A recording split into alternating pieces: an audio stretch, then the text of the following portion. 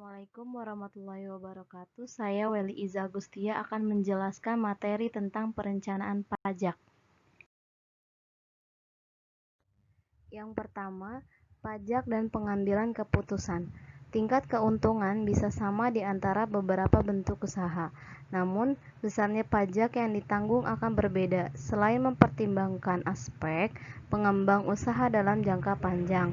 Keuntungan yang diperoleh dalam jangka pendek dengan meminimalkan jumlah pajak, tetapi terbentur pada batasan ruang gerak pengembang pasar dan perluasan usahanya ke depan dan jaringan bisnis yang sempit.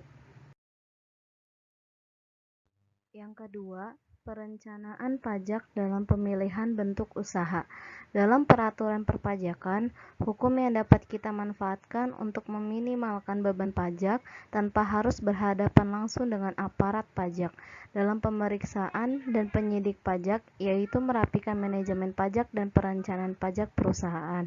Tujuan perencanaan pajak memberikan keuntungan sebesar-besarnya kepada investor agar return on investment yang didapatkan semakin tinggi.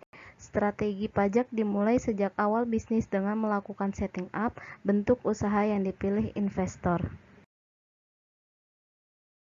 Yang ketiga, faktor-faktor yang harus dipertimbangkan dalam pemilihan bentuk usaha. Yang pertama, pertimbangan tarif pajak penghasilan. Yang kedua, pertimbangan pengurangan penghasilan kena pajak.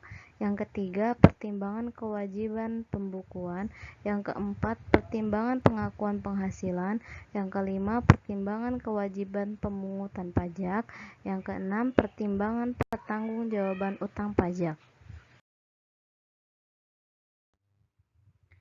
Yang keempat, usaha perseroan terbatas (PT).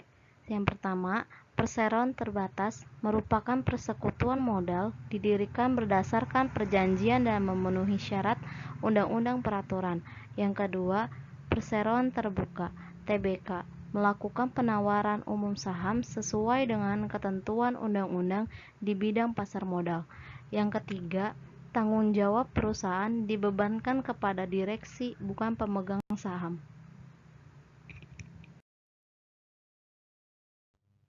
Yang kelima, usaha koperasi.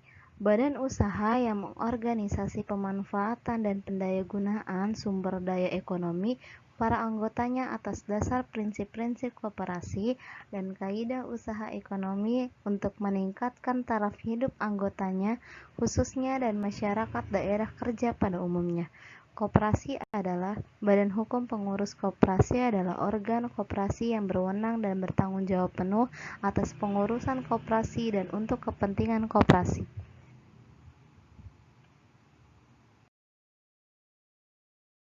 Sekian penjelasan dari saya mengenai materi perencanaan pajak.